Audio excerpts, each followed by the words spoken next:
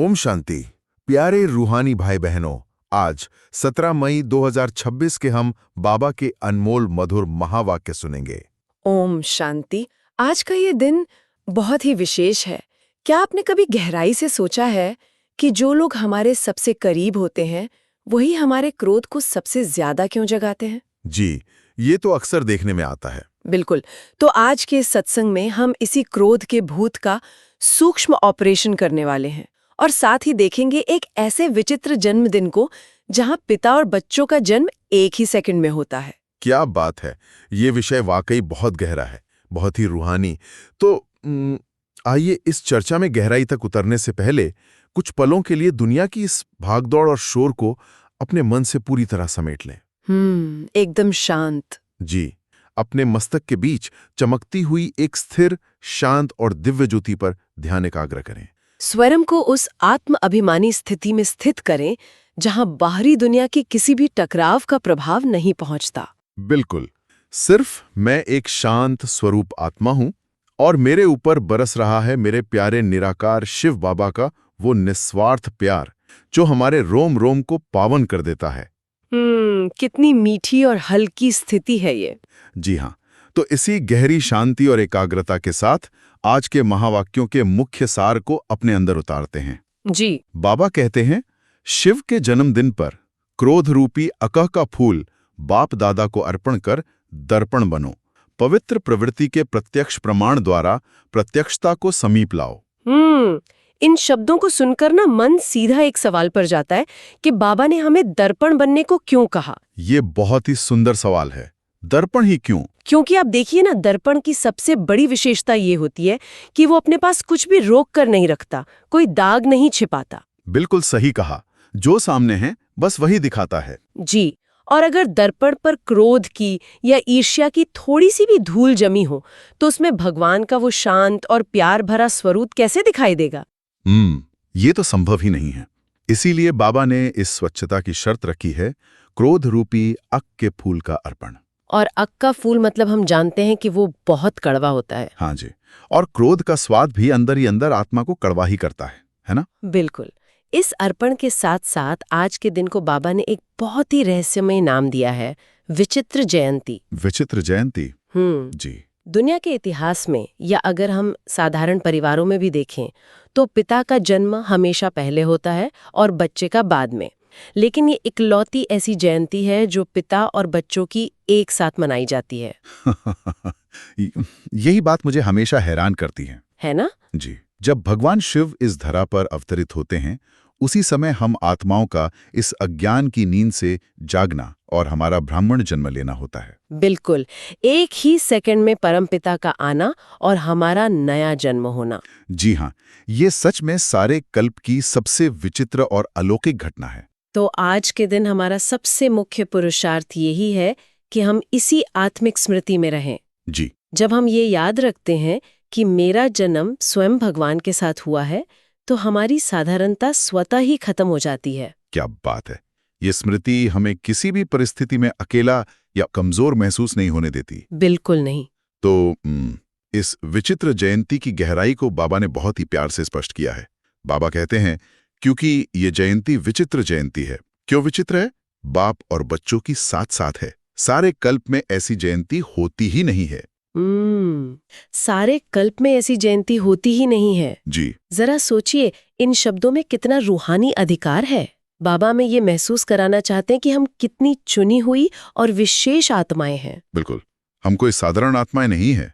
इसके पीछे का कारण बताते हुए बाबा कहते हैं, बाप दादा अकेला कुछ नहीं करता, क्योंकि जन्म लेते यज्ञ रचा तो यज्ञ में ब्राह्मण चाहिए, तो आपका भी जन्म बाप के साथ हुआ। जी हाँ। इसका यादगार भक्ति में भी शिवरात्रि मनाते हैं तो साथ में शालिग्रामों की भी पूजा होती है। ये शालिग्रामों वाली बात बहुत गहराई से छूती है। जब हम भक्ति मार्ग में थे ना, तो आपने देखा होगा कि शिवरात्रि पर मंदिरों में एक बड़े शिवलिंग के आसपास मिट्टी के बनाए हुए छोटे छोटे ढेरों शालिग्राम रखे होते हैं। हाँ बिल्कुल, देखें। लोग उन पर जल और दूध चढ़ाते हैं। तब हमें पता ही नहीं था कि वो बड़ा शिवलिंग शिव बाबा है और वो छोटे छोटे शालिग्राम कोई और नहीं बल्कि हम स्वयं हैं। क्या बात है! ये स्मृति आते ही कि मंदिरों में मेरी ही पूजा हो रही है, मन का स्तर एकदम से ऊंचा हो जाता है। जी बिल्कुल। और इसी जन्म के साथ बाबा ने हमें एक बहुत बड़ा वायदा भी याद दिलाया है। वो कौन सा वायदा है? बाबा कहते हैं, संगम पर साथ हैं, साथ साथ रहना भी है, विश्व सेवा भी साथ में है। रहना भी है साथ में, उड़ना भी है तो साथ में। उड़ना भी है तो साथ में। जी, ये सिर्फ एक काव्यात्मक लाइन नहीं है, ये आत्मा के लिए एक बहुत बड़ी सुरक्षा छतरी है। बिल्कुल सही।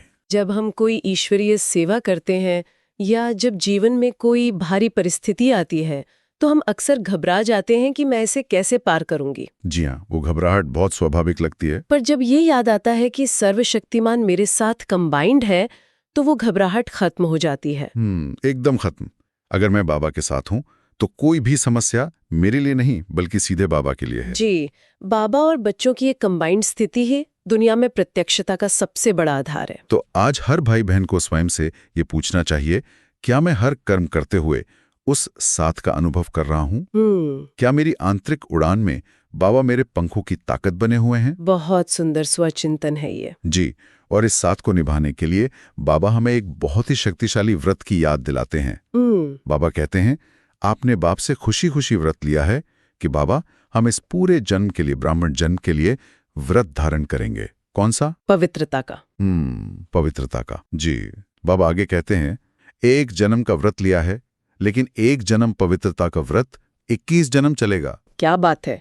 सिर्फ एक छोटा सा संगम युगी जन्म और उसकी प्राप्ति लगातार 21 जन्मों तक। बिल्कुल, ये गणित तो दुनिया में कहीं है ही नहीं। जी, अगर हम दुनियावी व्रतों को देखें तो लोग शिवरात्रि पर या नवरात्रों में एक दिन का उपवास रखते हैं, अन्न या जल छोड़ देते हैं। और बाबा उसी अंतर को स्पष्ट करते हुए कहते हैं, वो एक दिन या थोड़े समय के लिए व्रत रखते हैं, लेकिन अभी आपके एक जन्म के जागरण से सभी अंधकार से रोशनी में आ गए, और ये जागरण भी आपका 21 जन्म चलेगा। तो मतलब दुनिया का व्रत सिर्फ शरीर के स्तर पर होता है, लेकिन हमारा ये व्रत आत्मा के स्तर पर है। जी हाँ। और बाबा ने पवित्रता की परिभाषा को भी बहुत सूक्ष्म कर दिया है।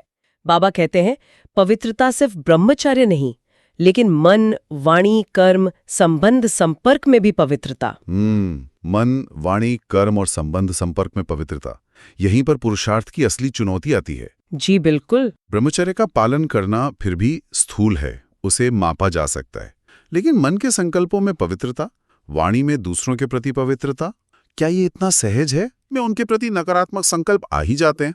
ये बहुत स्वाभाविक है, और इसीलिए बाबा ने आज ये सवाल पूछा है। बाबा पूछते हैं, सहज है या मुश्किल है? सहज लगता है। हाँ, बाबा इसे सहज कहते हैं। जी, बाबा इसे सहज इसलिए कहते हैं क्योंकि पवित्रता कोई बाहर से थोपी हुई चीज नहीं है, ये आत्मा का स्वधर्म है, हमारी ओरिजिनल नेचर है। मतलब जब हम अपवित्र या नकारात्मक सोचते हैं तो हम अपनी असली प्रकृति के खिलाफ जा रहे होते हैं। बिल्कुल सही पकड़ा आपने। इसलिए हमें थकान और भारीपन महसूस होता है ना? जी हाँ, जब हम अपने स्वधर्म में होते हैं तो एक प्राकृतिक हल्कापन होता है। यही होना चाहिए। क्या मेरे मन के किसी कोने में किसी के प्रति कोई मैल या सूक्ष्म स्वार्थ तो नहीं छिपा है? क्या मेरा हर संपर्क पूरी तरह से पारदर्शी और रूहानी है? जी, और इसी पवित्रता के व्रत में जो सबसे बड़ी रुकावट आती है, बाबा आज उसका पर्दाफाश कर रहे हैं। अच्छा, वो रुकावट क्या है? बाबा कहते हैं, जैसे पवित्रता का व्रत हिम्मत रख अपना स्वधर्म समझ धारण किया है, वैसे जो दूसरा भूत है क्रोध, तो आज बाप दादा ये पूछ रहे हैं कि एक महाभूत को तो व्रत लेकर वृत्ति बदली, लेकिन दूसरा जो भूत है क्रोध का, क्या क्रोध के भूत पर विजय प्राप्त करना ये भी संकल्प किया है, या दूसरा विकार है इसीलिए छूट है? क्रोध को बाबा ने एक भूत का नाम दिया है, भूत। जी हाँ, भूत। और आप देखिए ना, भूत का काम क्या होता है? क्या होता है? वो जब आता है तो इंसान के अपने होश खत्म हो जाते हैं, उसकी शक्ल बदल जाती है, आवाज बदल जाती है, और जब वो भूत उतरता है तो पीछे सिर्फ पछतावा रह जाता है। बिल्कुल सही कहा आपने। पर यहाँ मेरे मन में एक व्यावहारिक उलझन आती है। जी बताइए। अगर कोई व्यक्ति मेरे काम में जानबूझकर रुकावट डाल रहा है या मेरे उसूलों को तोड़ रहा है, तो उस समय क्रोध आना तो स्वाभाविक लगता है ना। हम हमेशा सोचते हैं कि परिस्थिति ही ऐसी थी इसलिए मुझे गुस्सा आया। और यही हमारी सबसे बड़ी भूल है। अच्छा जी, बाबा कहते हैं कोई भी भूत परेशान तो करते हैं, और क्रोध का भूत दूसरों के कनेक्शन में आता है, संपर्क में आता है। मतलब हम हमेशा ट्रिगर को बाहर खोजते हैं। हम कहते हैं कि उसने ऐसा किया इसलिए मैंने क्रोध किया। जी, ऐसा ही होता है अक्सर। लेकिन अगर हम गहराई से सोचें तो जब हम किसी दूसरे के व्यवहार के कारण क्रोधित होते हैं तो हमने असल में अपनी मनस्थिति का रिमोट कंट्रोल उस इंसान के हाथ में दे दिया है। ये बहुत गहरी बात है। रिमोट कंट्रोल दूसरे के हाथ में। बिल्कुल, वो जब चाहे बटन दबाकर हमें अशांत कर सकता है। एकदम सही। इसीलिए बाबा हमसे एक बहुत विशेष गिफ्ट मांग रहे हैं आज। जी, बाबा कहते हैं तो आज बाप दादा चाहे भारत व फॉरेन वाले सभी बच्चों से क्रोध की गिफ्ट लेने चाहते हैं। कैसे ही क्रोध पर भी जीत हो सकती है। क्रोध की गिफ्ट, ये सुनने में थोड़ा अजीब लगता है ना, कि भगवान को हम अपनी कमजोरी क्यों दें। जी हाँ, बिल्कुल। लेकिन क्योंकि जब आप कोई चीज गिफ्ट में दे देते हैं तो उस पर आपका अधिकार खत्म हो जाता है। अगर आपने अपना क्रोध बाबा को दे दिया तो अगली बार जब कोई आपको उकसाएगा तो आपको याद आएगा कि मेरे पास तो क्रोध है ही नहीं, मैंने तो वो बाबा को सौंप दिया है। क्या बात है, अब मैं चाहकर भी क्रोध का इस्तेमाल नहीं कर सकता। जी, ये मनोविज्ञान का बहुत गहरा पहलू है। जब हम क्रोध रूपी अक के फूल को पूरी तरह अर्पण कर देते हैं तभी हम वो दर्पण बन सकते हैं जिसमें बाबा का शांत और प्रेमपूर्ण स्वरूप दुनिया को दिखाई देगा। बिल्कुल, लेकिन क्रोध अचानक से तो नहीं आता ना। जी नहीं। इसके पीछे की पूरी प्रक्रिया को, इसके सूक्ष्म बीज को बाबा ने आज बहुत स्पष्टता से समझाया है। जी, बाबा कहते हैं क्रोध आने का कारण मेजॉरिटी देखा गया है कि कहीं ना कहीं ईर्ष्या और साथ में कुछ भी देख करके चलते हुए वेस्ट थॉट्स का बीज भी क्रोध को लाता है। क्योंकि वेस्ट थॉट्स हैं बीज, इस बीज से क्रोध भी उत्पन्न होता है। वेस्ट थॉट्स यानी व्यर्थ संकल्प ही क्रोध का असली बीज है। बिल्कुल सही। हम अक्सर उस पेड़ की शाखाओं को काटने की कोशिश करते हैं, यानी जब क्रोध बाहर आ जाता है तब उसे कंट्रोल करने की कोशिश करते हैं, लेकिन हम उस बीज को नहीं देखते जो हमारे दिमाग में लगातार चल रहा होता है। जी हाँ, और वो बीज कैसे पनपता है, बाबा ने इसके लिए एक बहुत ही कमाल की एनालॉजी दी है। जी, बाबा कहते हैं इस बीज से क्रोध भी उत्पन्न होता है और इसका एक शब्द निमित्त बनता है। वो एक शब्द है क्यों। ये क्यों हुआ, ये क्यों किया। बाबा आगे कहते हैं और देखो क्यू अक्षर इंग्लिश में लिखो तो कितना मुश्किल लिखा जाता है और ए लिखो कितना सहज है। ये इंग्लिश के क्यू अक्षर वाली बात सच में एक आई ओपनर है। बिल्कुल। अगर आप क्यू को देखें तो वो एक गोल चक्कर है और उसके नीचे एक छोटी सी पूंछ है जो एक सवालिया निशान की तरह उलझी हुई है। जी। हमारा मन भी तो इसी चक्कर में फंसता है ना। उसने ऐसा क्यों कहा, मेरे साथ ही ऐसा क्यों हुआ। हाँ जी, और जब हमारा मन इस क्यू के लूप में फंस जाता है तो हमारी सारी रूहानी ऊर्जा खत्म होने लगती है। इसी ऊर्जा के खत्म होने से जो झुंझलाहट पैदा होती है वही अंत में क्रोध का रूप ले लेती है। तो इसका समाधान क्या है? बाबा ने इसका भी बहुत सहज रास्ता बताया है। जी। ए यानी एक्सेप्टेंस, स्वीकार्यता। बाबा कहते हैं इसके लिए क्यों, क्या, कैसे होगा ये कह की भाषा खत्म करके कै बोलना है तो कमाल बोलो, कै नहीं करो। कमाल बोलो, ये कितना शक्तिशाली पैटर्न इंटरप्ट है। बिल्कुल। जब भी ऑफिस में या घर में कोई ऐसी बात हो जो आपके हिसाब से ना हो और मन में क्यों उठने लगे तो उसी सेकंड रुक कर कहें, वाह ड्रामा, वाह क्या कमाल का दृश्य है। वाह। हमारी आदरणीय जगत अम्बा का उदाहरण देते हुए बाबा कहते हैं कि आदि में जब यज्ञ में बोर्डिंग खुला था तो बहुत सी नई और अलग अलग स्वभाव की आत्माएं आई। जी। तब मम्मा बच्चों को यही सिखाती थी कि एक दूसरे को देखकर कैके की भाषा मत करो, हर परिस्थिति को ड्रामा की एक्यूरेट सीन समझकर कमाल कहो। बिल्कुल। यह एक शब्द मन के सारे वेस्ट थॉट्स पर फुल स्टॉप लगा देता है। जी हाँ। अब जब हम इस पुरुषार्थ के मार्ग पर चलते हैं तो कई बार हमसे गलतियां भी होती हैं। स्वाभाविक है। उन गलतियों के बोझ से आत्मा को कैसे हल्का किया जाए, इसके लिए बाबा ने एक बहुत ही व्यवहारिक विधि दी है आज। अच्छा। बाबा कहते हैं तो बाप दादा चाहते हैं कि होली पर हर एक अपनी रिजल्ट लिखे। ज्यादा लंबा नहीं लिखना, पढ़ने की भी फुर्सत नहीं होती। जैसे आपको वरदान की चिट्ठी मिलती है ना, कितनी छोटी होती है, उसमें ओके लिखो, ओके शब्द लिखना। बाबा हमें कह रहे हैं कि सिर्फ ओके लिखो। जी। ये बहुत ही सूक्ष्म विज्ञान है। जब हम कोई गलती करते हैं तो हमारा अहंकार हमेशा उसे सही साबित करने के लिए लंबे लंबे बहाने ढूंढता है। बिल्कुल। हम पन्ने भर भर कर लिखते हैं कि बाबा उसने ऐसा किया था इसलिए मुझसे ये गलती हो गई। जी, और बाबा कहते हैं कि मुझे तुम्हारे वो लंबे बहाने पढ़ने की फुर्सत नहीं है, क्या बात है। क्योंकि वो बहाने सत्य नहीं है, वो सिर्फ आपके ईगो का बचाव हैं। बिल्कुल। बाबा आगे कहते हैं, अगर आप में पुरुषार्थ करते कुछ भी हुआ हो तो ओके के बीच में लाइन लगाना। इजी है ना? ईजी है ना? इतना कागज वेस्ट नहीं करना। अगर ज्यादा बार हो, 1 बार 2 बार 3 बार, तो लाइन लगाते जाना।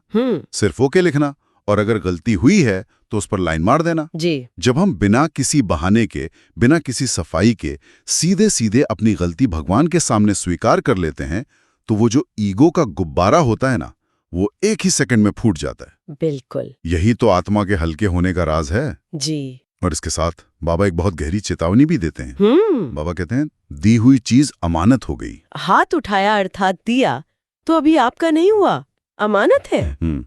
तो अगर संकल्प में भी आए तो समझना, अमानत में खयानत ये बुरा माना जाता है। अमानत में खयानत। जब मैंने बाबा को अपना क्रोध, अपने व्यर्थ संकल्प उस छोटी सी चिट्ठी में लिख कर दे दिए, तो वो मेरी प्रॉपर्टी रही ही नहीं। बिल्कुल। अब अगर मैं दोबारा उस क्रोध को इस्तेमाल करती हूँ, तो मैं भगवान की अमानत में चोरी कर रही हूँ। ये स्मृति हमें बहुत अलर्ट कर देती है। जी हाँ। ये सिर्फ एक कागज पर लिखने की बात नहीं है, ये बाबा के साथ पूर्ण ईमानदारी और पारदर्शिता का रिश्ता है। जब हम इस तरह से हल्के और साफ होते हैं, तभी हम आगे की जिम्मेदारी उठा सकते हैं। और वो जिम्मेदारी क्या है? बाबा आज हमें हमारे असली स्वरूप की याद दिला रहे हैं। जी। बाबा कहते हैं, क्योंकि अभी अचानक सर्कमस्टांस, दुख और अशांति के कारण ऐसे बनेंगे जो आप सबको आत्माओं पर रहम आएगा, क्योंकि आप पूर्वज हो, पूज्य भी हो और पूर्वज भी हो।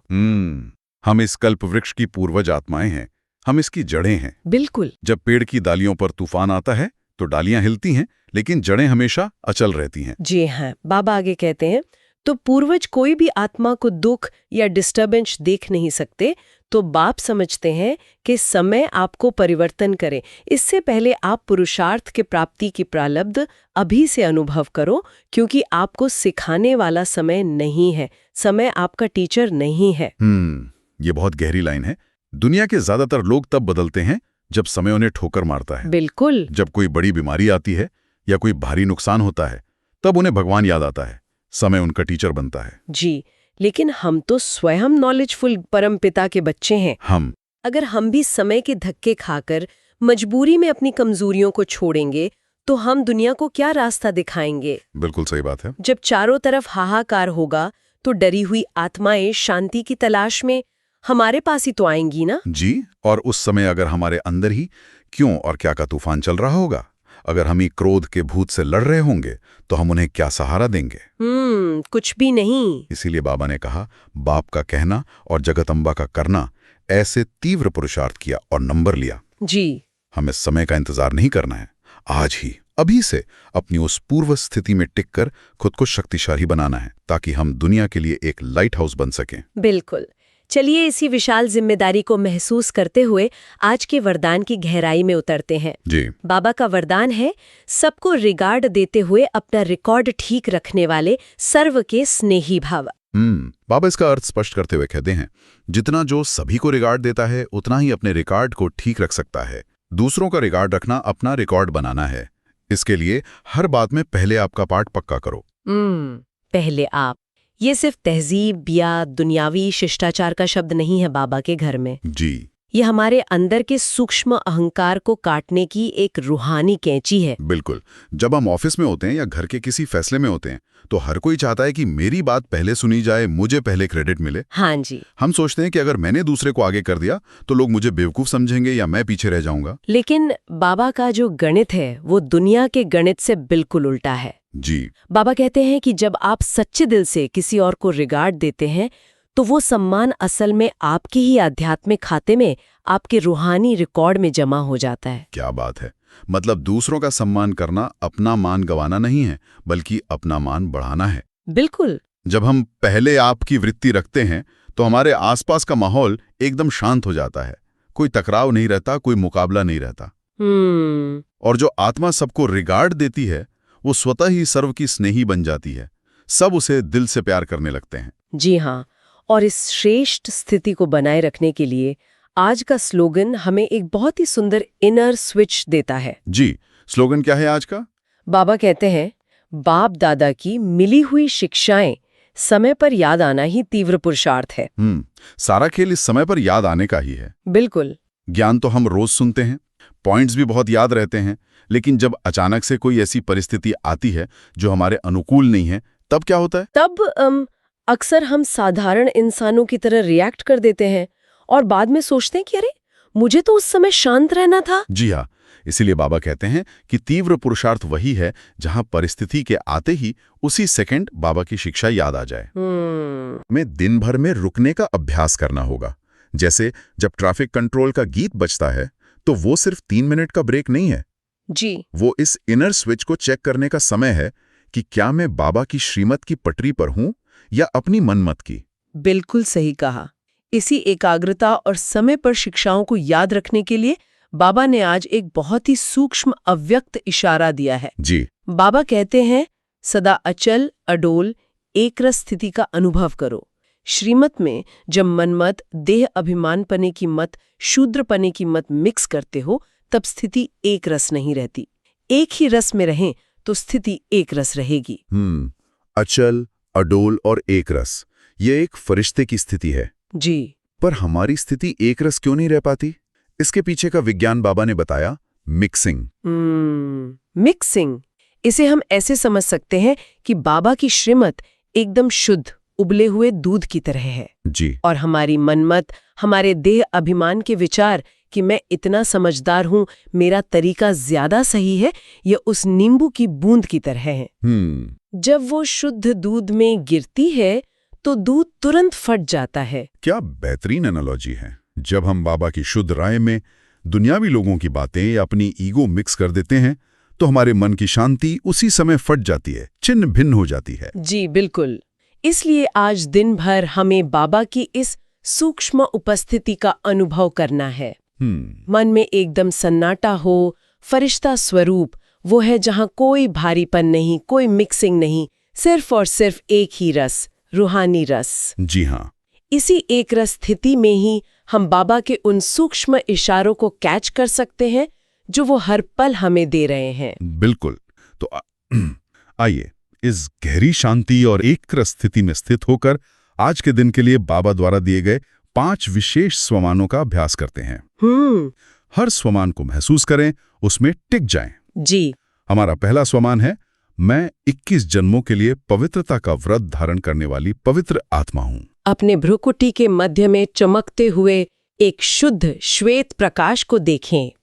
मैं आत्मा संपूर्ण रूप से पवित्र हूँ। मेरे संकल्प, मेरे बोल, मेरी दृष्टि सब पावन है। दिन भर में जब भी कोई अशुद्ध विचार या विकार आपको छूने की कोशिश करे तो तुरंत स्वयं को याद दिलाएं, मेरा ये व्रत एक दिन का नहीं, 21 जन्मों का है।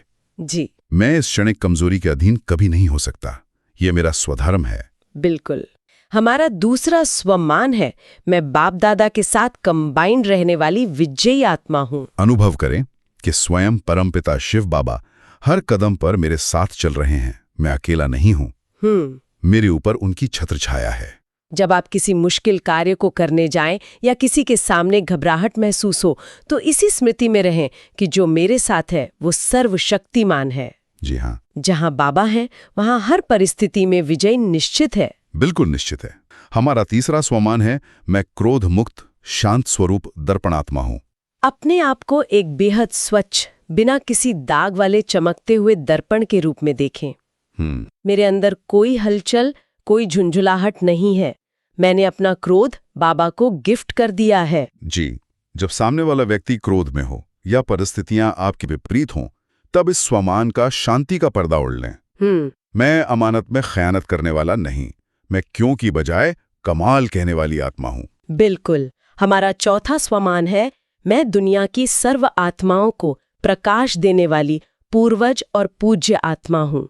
इस विशाल कल्प वृक्ष के जल में स्वयं को महसूस करें। जी, मुझसे निकलकर रूहानी शांति और प्रेम की वाइब्रेशंस सारे विश्व की त्रस्त आत्माओं तक पहुंच रही हैं। आज के इस अशांत समय में मुझे किसी से कुछ मांगना नहीं है। मैं कमजोर नहीं हूँ। मैं तो दाता हूँ, मास्टर रहमदिल आत्मा हूँ। समय मेरा टीचर नहीं, मैं समय को बदलने वाली हूँ। जी हाँ, और हमारा पांचवा स्वमान है, मैं सदा अचल, अडोल और एक रस स्थिति में रहने वाली आत्मा हूँ। महसूस करें कि बाहर चाहे कितना भी तूफान हो, चाहे लोग कैसी भी बातें करें, मैं आत्मा अपने एकरस आनंद के रूहानी झूले में झूल रही हूँ। जब भी मन की एकाग्रता टूटने लगे या श्रीमद् में मनमत मिक्स होने का एहसास हो, तो तुरंत इस फरिश्ता स्थिति में लौट आएं। जी, मैं अचल हूँ, अडोल हूँ। बिल्कुल।